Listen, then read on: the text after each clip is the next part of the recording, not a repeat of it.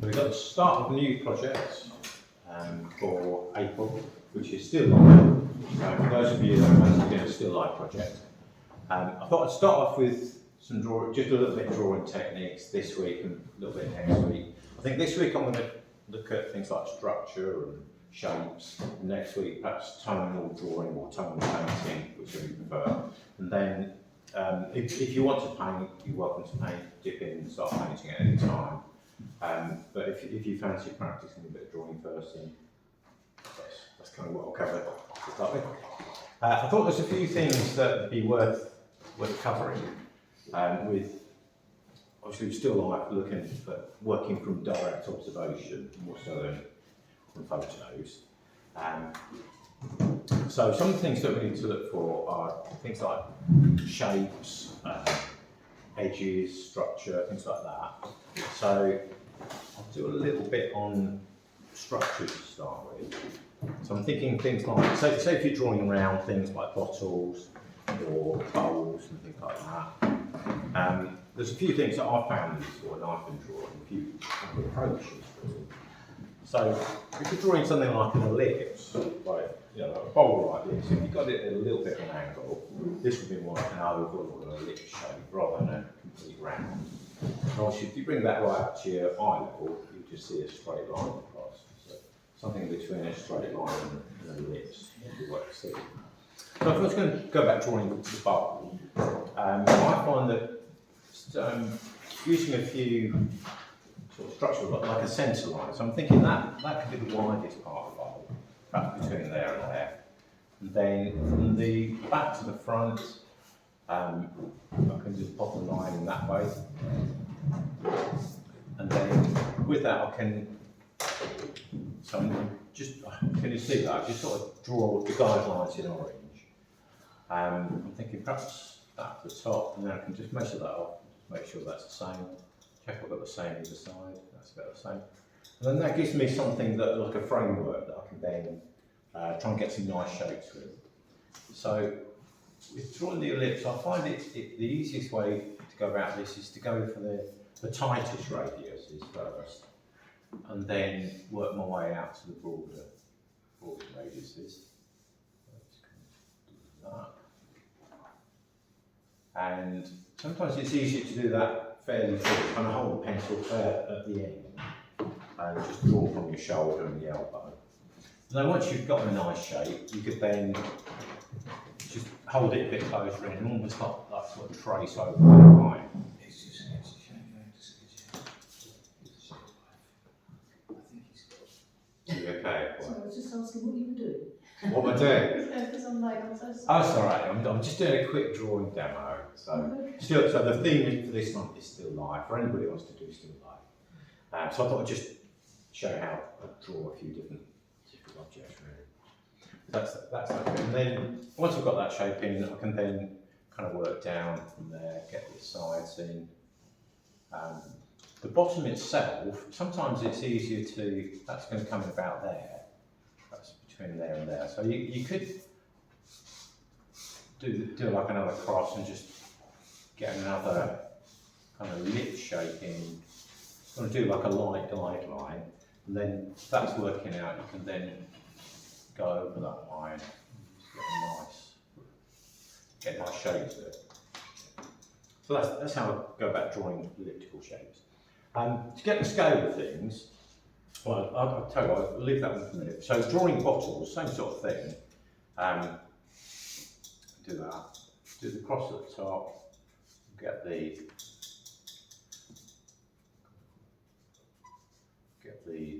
top of the bottle. Something a little bit like that. And then that comes down like that. And then I could. Well, the other thing is measuring. So I'll cover a little bit about measuring as well.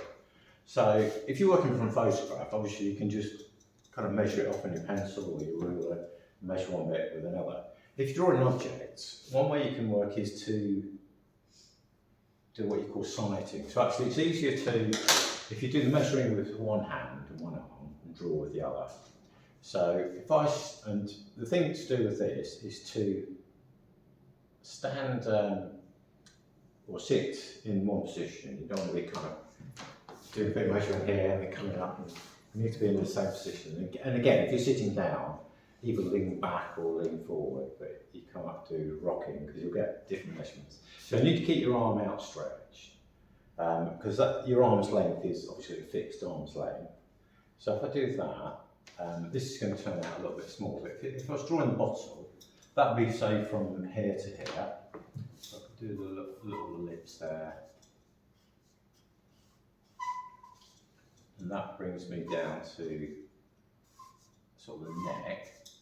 And then I could measure, move those out of the way, say from this shoulder bit down to the bottom. So hopefully I'm in the same place. And what I'm doing here is I'm closing one eye, keeping the arm outstretched, and lining this bit up with, say, here, and then my thumb I just adjust until I can get the bottom of the bottle, which would come out there. So that gives me hopefully the right proportions. It's not an exact science. You've got to it'll be a bit out, but it's a useful technique to be able to just measure and check really. So drawing the rest of the bottle, if I draw a centre line down there, as well as measuring that way, I can measure the width and just draw that. I've got the wrong pencil on there, never mind. Think about like that for me. That feels a bit stumpy to me, but I'll go with that anyway. I could do the same sort of thing with the cross of the ellipse there. And then I just want to kind of get that shape into there. To get a mirror of that shape, the easiest way is to pop a few guidelines across like that, and then I can then just kind of measure across and do almost like a dot to dot, and then I can mirror that shape. And then hopefully that'll come out. I know it's a bit wonky, but if you take care, it should come out looking symmetrical.